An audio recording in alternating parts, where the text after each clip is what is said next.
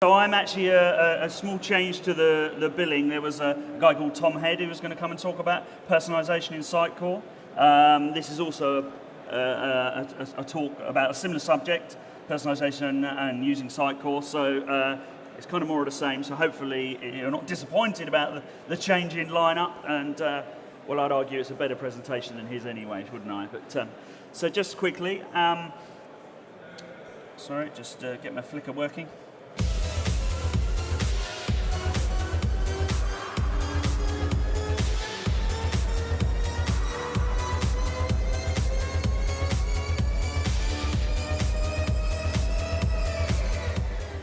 So just to start, so I'm Paul Stevens from Sagittarius. We're a digital marketing agency. We're one of Sitecore's partners, implementation partners. So we work on all sorts of brands, all sorts of projects, and of course, our favourite platform is Sitecore. So I'm here to talk about personalisation. So let me sort of elaborate on that a bit. I use it to reduce the friction. We want to make it as easy as possible for people to buy stuff. That's what I mean. In its simplest form, this really is leading to trying to get the best out of your customers. Get more out of the ones that you've got rather than acquiring loads of new ones, really.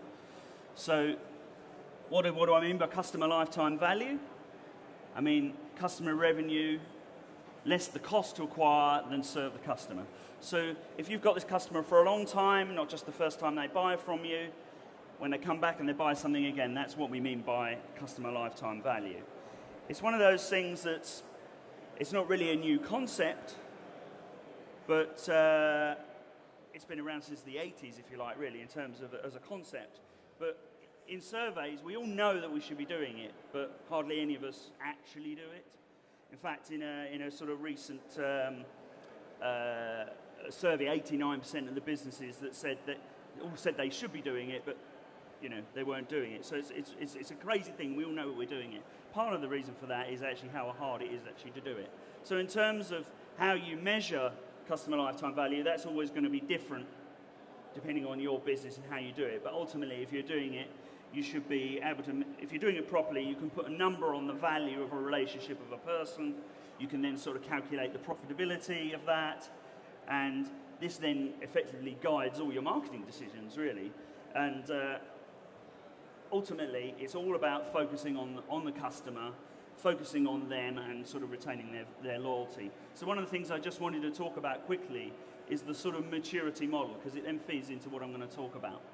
So this is actually the result of loads of work that's been done by Sitecore. A number of research projects, shall we say. Oh, I'm getting a bit of feedback there. There's three main phases you can see. Most people are down here. They always focus on attracting business. So at this point, you've got your basic site. You might have gone as far as a mobile site, and you're starting to think about your strategic objectives. But the next areas are then to looking at those analytics and then trying to sort of do something with the information, not just look at it and say, well, that's interesting. Actually, how are you going to use that to improve the optimization of your client's journey and the conversion? And then nurturing those with sort of more of a loop of stuff going round and round. And then you move on to the next stage. But really, this is where you're getting them really engaged and then becoming really ambassadors for your business. But really what I'm going to talk about today is really just trying to get people to even move into this area here. When we move into those sort of areas over there, we'll just talk about the various channels. Sorry.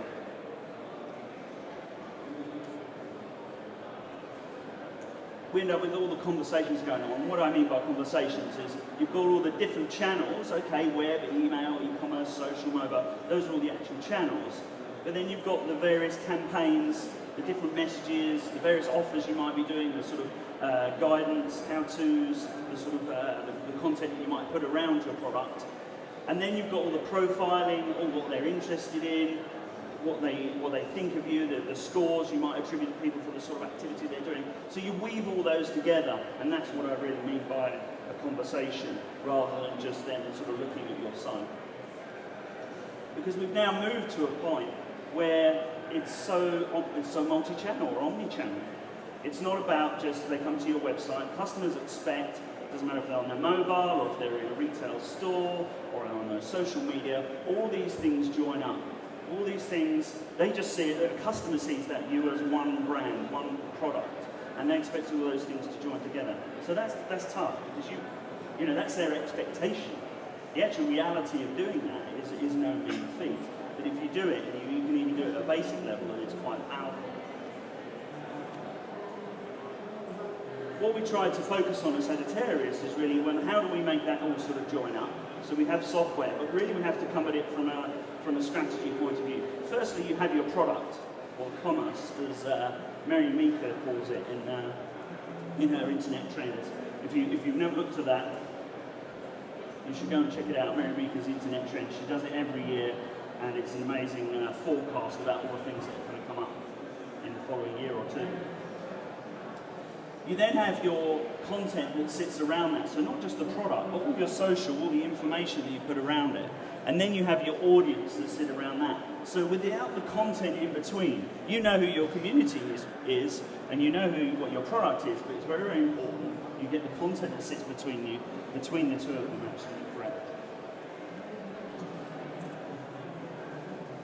So really, I just thought I'd set the scene by talking about customer maturity and the sort of the space that the consumer sees your website in. So what we're really here to do is talk about reducing the friction. So what do I really mean by reducing the friction? I just think it's basically make it easier. Life's too complicated. We're all very lazy, basically. So anything we can do to make it easier helps us sell more stuff. So at a really basic level, when it comes to building a website, certainly, the biggest challenge is always stripping it back, making it simple. This world of mobile is making that even more the case. So that's a real challenge, particularly when you've got lots and lots of different stakeholders in any project who all want their stuff on the website. So that your challenge is always going to be trying to keep that simple and making sure that when they land on a page, there's kind of only one thing that really you want them to do as the most wanted response, which in this instance would be click out, obviously. Sagittarius kind of specialises in quite a few clients where it's a complicated purchase. If you've got a straightforward e-commerce scenario, then that's quite straightforward. You've got categories, you've got products, what price does it cost, add to basket, thank you very much.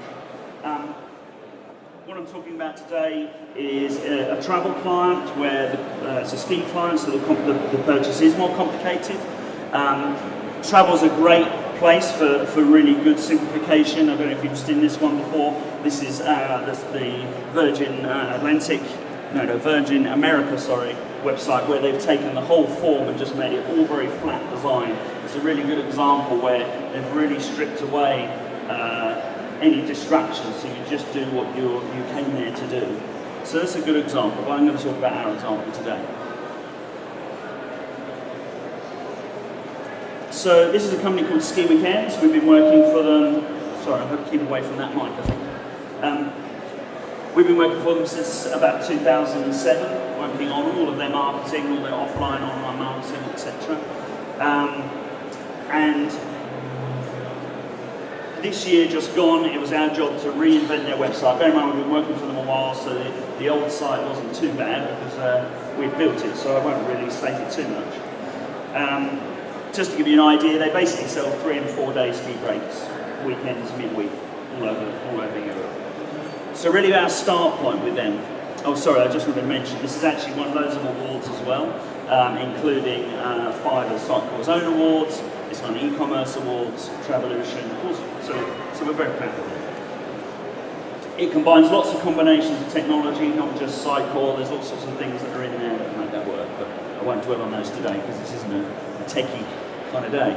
So let me take back to the start point. So this is about 3 years ago. They had 200,000 visitors to the site during the sort of main part of the season. They were selling at that time about 2,000 holidays. Bear in mind it's not one person per holiday, so that was probably about 3,000 people travelling. So that really is actually only a conversion of 1%. Now on an e-commerce site, 2%, 3% is about is considered quite good actually. I don't know what you would expect. So, but the point was well, we've got 200,000 people, we're converting only 1% of those. What would happen if we, instead of doing 1%, went to 1.5%, or maybe, let's go mad, let's aim for 2%, rather than go and get another 200,000 people to convert at the same rate. So the last few years has been very much focused on, well, how can we just convert more of the good stuff we've got? We know we've got 200,000 people who are, we can look at the stats, we know they're looking at the right pages, we know they're using the right search phrases, they're not irrelevant, we just need to convert more of them. So the first thing we had to look at was mobile. We could see that 56% of the traffic was actually on a mobile device. I'm sure most of you will realise this. Bear in mind, this was for last season. So we had to really rethink the whole interface, make it very tablet friendly, make it very touch friendly, look at the various search mechanisms that are on there. Basically, bear in mind, most holiday sites is about searching for a product based on date, place, time, and those sort of things. So a lot of the effort went into that area. I mean, I could talk about mobile all day, but that's probably another talk. So not everybody who has to come to the site has to start from scratch now, because we're trying to reduce the friction. So for example, if they type in, skiing for a particular date or whatever, then when they come straight into the site, we already auto-populate all things like the search things. We also now know the kind of thing that they're after. We know where they are because of their device, so we can change that. Well, don't give them a London price, give them a Birmingham price if that's one closest to them. We can also now change all the little offer boxes that appear not only on the home page but as you move around the site, because we know what they were interested in, we know where they come from. And then as soon as they've started using the site, then it's our job to then start learning from that. The ski market is obviously very, I don't know how many skiers we have here, but you tend to be a skier or you're not a skier, and if you've been skiing, then you go skiing a lot. So it's one of those things you're enthusiastic about. So very important, social, because that's where everyone loves to share their photos. It's a great place to be able to reach people who have that particular interest. Oh, sorry. I missed a bit. Basically. So now reducing making sure that when people come in we show them what they want, that reduced the bounce rate by 22%. No surprise there. That means 7% more people actually got through to the actual place where they found a result that they were looking for. And actually 32% more people actually ended up on the hotel pages. Now what's important is actually the holidays we're selling and the places we're going and the product information, if you like, was pretty much no different this year to the previous year. So we can attribute all of these changes down to the changes we made to the site. So back to social, sorry. So very, very important social. So we implemented lots of social stuff that sits around this site, which is no great surprise. But now on the site, we give you the ability to use the OAuth, the Social Connect plugin to register on the site. This now means not only do we get their details, a bit more than just an email, we now learn a bit more about them. We can also see what they like and what they don't like. It also means that then when we look on the site, we can see if they like us. So now, if they like us, we can offer them something else rather than just treat them like everybody else. So we can then look at offering them a promotion on the homepage, for example, that we might not have given to them if they didn't like us. And then rather than just give the same promotion to everybody. As a result of that, pretty much doubled the rate of sign-up by just encouraging people to use that for registration or encouraging them to like us and then get some sort of reward for it. The next thing we had to look at was all the customer communications that sit around a holiday. So all the invoices, the communications you received before saying, you're going next week, your balance is due, the stuff that happens afterwards. So one of the key areas was looking at feedback, so that when customers are on their last day of the holiday, send them a nice little email where they can go, yeah, I really had a great time. That then feeds straight back in using Sitecore's system, so that not only do we capture that information, we can then feed that into the hotel pages themselves as well. So therefore we're avoiding people having to go to TripAdvisor to tell you what they think of us. Bear in mind with a skiing holiday, the hotel, the flight and everything else is fulfilled by various people. So we don't want you actually looking at the hotel page. We wanted you to rate our holiday. So we've been able to use Sitequil's built-in email outbound marketing tools along with the data capture to create better content for our customers. So just making all of those emails, etc., more mobile, we actually got, the big deal, sorry, get these two around the right way, is doing all those changes to the website actually increased the booking rate to by 55%, which is massive. That's not like 10-15%, that's a massive difference. So and we didn't do much in the way of personalisation really. We just looked at the journeys that they came, the advertising sources that they came from, made sure that what they were presenting on the page was more appropriate to them, offered a little bit more relevance to the emails that they received, and this is the sort of difference that we made. This has actually resulted in 16% resulting growth in the business, so an absolute no-brainer in terms of the investment that went into to enhancing the website. I mean, we've only just started really, because the next stage is really, because we only did that for last year, so it was baby steps. This was only a small company, so doing all the sort of personalisation would just be a nightmare for people to sort of manage the information, so we just did baby steps, but we achieved those sort of differences. So the next stage is, how do we go a little further with that? Because now we've got the basics, we know it delivers results, so what are our next steps? So we can obviously look at not only what they've done on the website, we can look at maybe what they've bought, we can look at, was it a group of 2 people, 4 people, have they gone a number of times, etc. We can now start looking at that data and trying to make sure our outbound email marketing is more tailored towards them. We can then look at making sure when they come back to the site, we don't treat them like we've never heard of them before, etc. So I'm going to just sort of dwell on that. So for example, the next stage for me is now, how do we improve the journey even more? So for example, I'm going to take this example. So hotels.com, booking.com, ebookers, for example, I think they demonstrate this issue quite well in terms of payment systems. So for me, I did this the other day. I was trying to book a hotel in Barcelona. It's not very clear on there, but basically all 3 of them, it was £230 for the same thing. So within travel, and this happens in e-commerce generally, we've all now ripped all the margin out of it. We're all offering the same products. This happens in travel all the time, particularly in this market.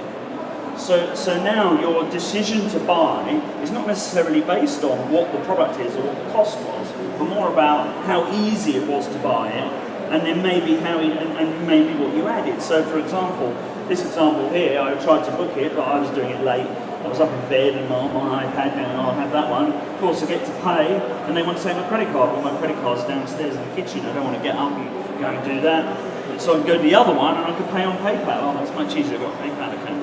So basically, they got the sale not because of what the product was, what the price was, but they just made it easier. They reduced the friction. It's just, that's easy. I can do that. I don't have to go and get more work.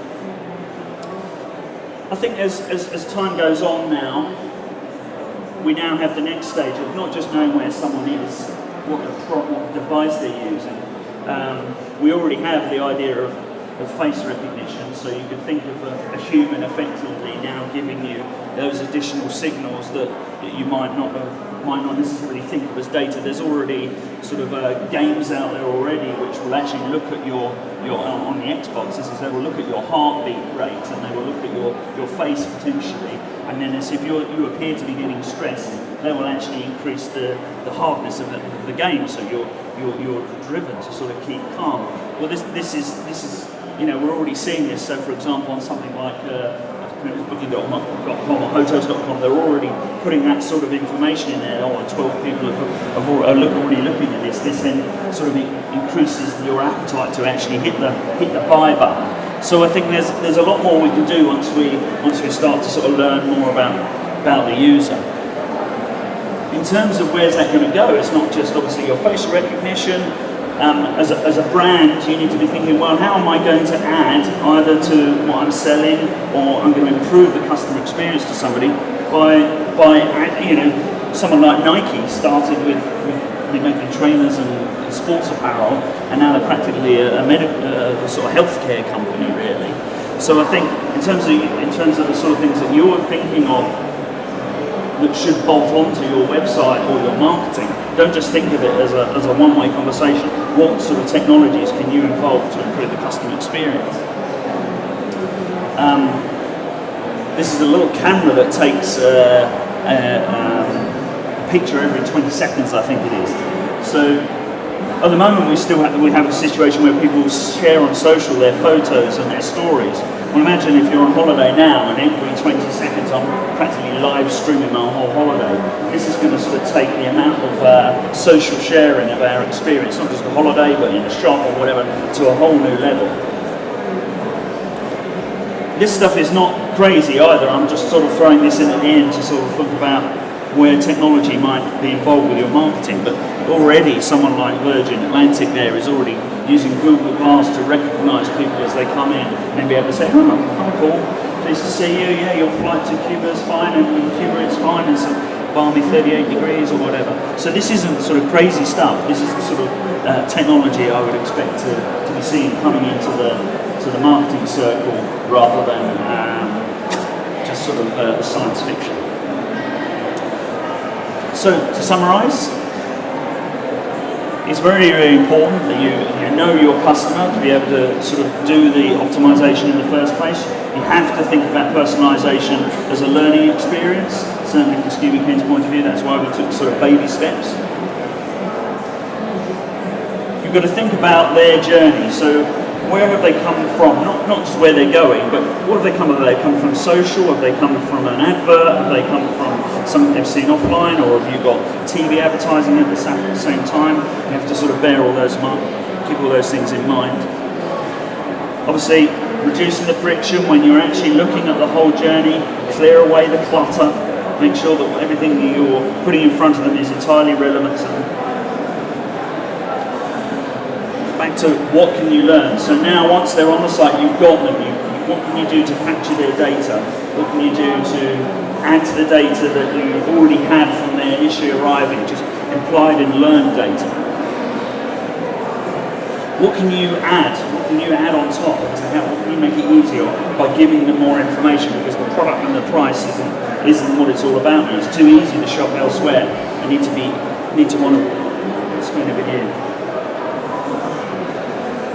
That's it. That's my presentation. I hope that was okay for you all. My name's Paul Stephen. If anybody of you want to talk to me about anything I've talked about today, then please come and find me afterwards. But I think I'm meant to be running. There's nobody here to compare, so I'm kind of making this up as I go along. Have there got any questions? Anybody got any questions?